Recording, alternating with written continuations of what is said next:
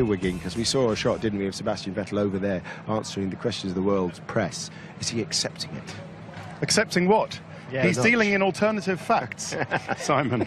We're used to alternative facts. Now, look, we all respect Sebastian Vettel, don't we? Yep. He's an amazing driver. He's a lovely bloke. He's got a quick wit. And, you know, he's funny. He's a great guy. But he doesn't appear to be admitting that he hit Hamilton at all.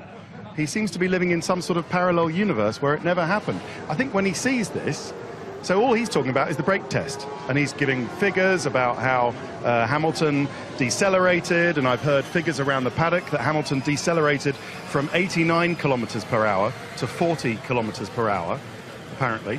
Okay. I'll say one thing about when you're trying to warm up the brakes and warm up the tyre, which is exactly what Lewis was worrying about before this started. When you go into a corner sometimes, you will use the brakes to get a little bit more load into the tyre to generate it. Okay. Now, I think that's sort of where it comes into play, where Sebastian personally should have been aware that that is going to be going on. So they're talking about a brake test, and Sebastian Vettel thinks that it was obviously a brake test and that wasn't fair.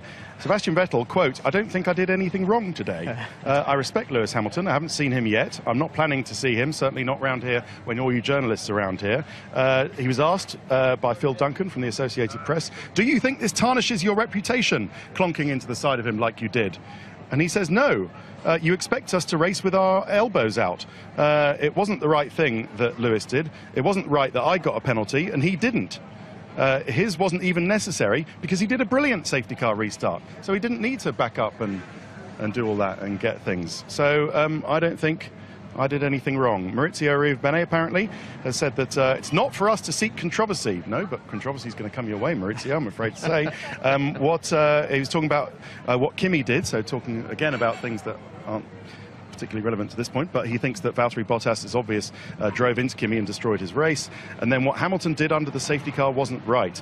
I asked whether Maurizio had a comment about Sebastian driving into Lewis, and he says that apparently he didn't have a comment about that. That's Ferrari covered off. You don't need to do that in your notebook. Note 12. I will have to do it in the notebook. Okay. Right. I'm not going to tell you what to do every team. I do every team. I'll try not to repeat myself, though. So there you go. Yeah. In this Trump era, we have more alternative facts, don't we? Yeah. Fake news. Fake news is everywhere, thanks. Now, does this not show that he was testing his brakes, though, when you look at this? Well, he's warming up his brakes. Yeah. This is what the whole thing I'm talking about. An underload in a corner, that is where you're going to generate that little bit more. But you know that. That's exactly what Sebastian would be trying to do at the same time. And even if he is sort of trying to, I don't know, bunch up and back up because of the safety car, because there is that safety car line, he's got to give himself sort of a good run. I don't see any reason for that, any reason why he can't do that, because he's in front, he's controlling it, and the guy behind just got to be very, very aware, and sadly he wasn't. Damon's been running a fascinating poll, haven't you, Damon, on your Twitter account about what people thought of that race. Well, what was the result of the poll? I started a poll earlier in the race, and I said, is this a great race, is it an okay race, or is it better than shopping? Yeah. And currently it's 46% great. I mean, it was not actually looking that way at first, and I think the usual people were settling down, but then everything happened, didn't it? And people, it's going down as a great race, 46% at the moment, and it's going up all the time. As well. Keepers, I do keep us informed. Well, it's open for another 21 hours. All right, well, stay across that on Twitter, everybody. Yeah, I just wonder, though, when we're talking about this point between Vettel and Hamilton, it's been so respectful so far. None of the viciousness, if you like, between Rosberg and Hamilton that we've seen in the intra-team battle.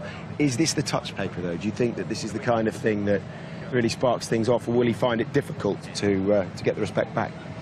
Don't know. I think it's going to kick it off. Yeah, I think it does. And is it a surprise, Damon? You've been in a sort of, a different situation than me. But I think that's drivers battling it out for a World Championship. Sebastian still has the lead at the present time. Yeah, I think there's been a big misunderstanding. And I think they should all go and say sorry and apologise and move on. But that's not going to happen. But, I mean, only just a few races ago, Lewis was saying, it's great racing against a great driver like Sebastian Vettel, and they were all respectful, and this was all major stuff. And now it's sort of gone slightly pear-shaped, but I'm sure they'll get over it. I'm sure they'll get over it. It's what we want, though, isn't it? Any sort of spice between these two. Right, so we can't ignore Valtteri